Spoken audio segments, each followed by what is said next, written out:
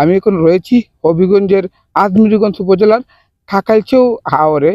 সবচেয়ে বড় বিষয় হচ্ছে এই খাকালচৌর আওরের প্রায় ৭,৫০০ কের জমি, এদের মধ্যে প্রায় বেশিরভাগ জমি কিন্তু পানির তলে তলিয়ে গেছে।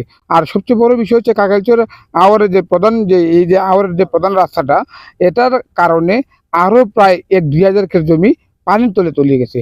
সর্বোচ্চ এখানকার যারা মানুষ রয়েছে সবাই আমাকে জানিয়েছে যে এই রাস্তাটার প্রধান যে সমস্যাটা হচ্ছে খুবই ভাঙা। দীর্ঘ দিন যাবৎ এটা সংস্কার করা না করার কারণে এই রাস্তাটা এই বেহাল দশা। এখানে তারা যে আহরের মধ্যে যে জমিগুলো রয়েছে, তারা যে ধানগুলা কেটে নিয়ে আসবে ওই রকম কোনো সুযোগই নেই। তারা এই ধানগুলো নিয়ে আসছে নৌকা দিয়ে, আমরা দেখতে পাচ্ছি ছোটো ছোটো নৌকা দিয়ে তারা নিয়ে আসছে। তারপরেই কিন্তু আমার ঠিক কিছুক্ষণ পরে এখানে ট্রলি রয়েছে, এই ট্রলি দিয়ে তারা নিয়ে যাচ্ছে।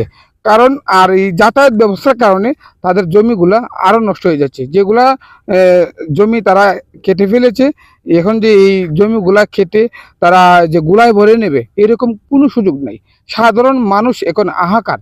খাগড়াছড়ির মানুষ শুধু এই যে খাগড়াছড়ি আহরটা, এখানে রয়েছে আনন্দপুর, আরও বেশ কয়েকটা গ্রাম রয়েছে, আমরা দেখেছি যে তাদের অবস্থা খুবই নাজুক।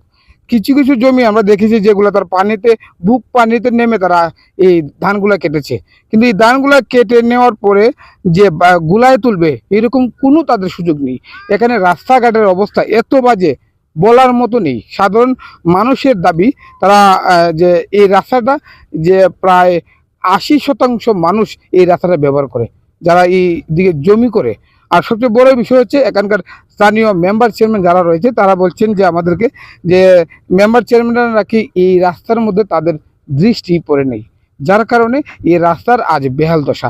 সবাই আমাদেরকে একটাই দাবি জানিয়েছেন যে আমাদের এই রাস্তাটা দ্রুত সংস্কার করার জন্য, নতুবা এই যে জমিগুলা এবার আমরা ফতের ভিখারি হয়ে গেছি, তাদের আমাদেরকে জানিয়েছে, তবে প্রতি বছরই তাদের এরকমই হাল হবে। কারণ অনেকে বলছে যে আমি ১০০ কের জমি করেছি, এর মধ্যে আমি ৪ কের জমি আমি গড়ে তুলেছি, এরকম এই ৪ কের জমি আমি যে গুলায় ভরবো এরকম সুযোগ নাই। আরেকজনে আমাদেরকে জানিয়েছে যে উনি ৪০ কের জমি করেছে।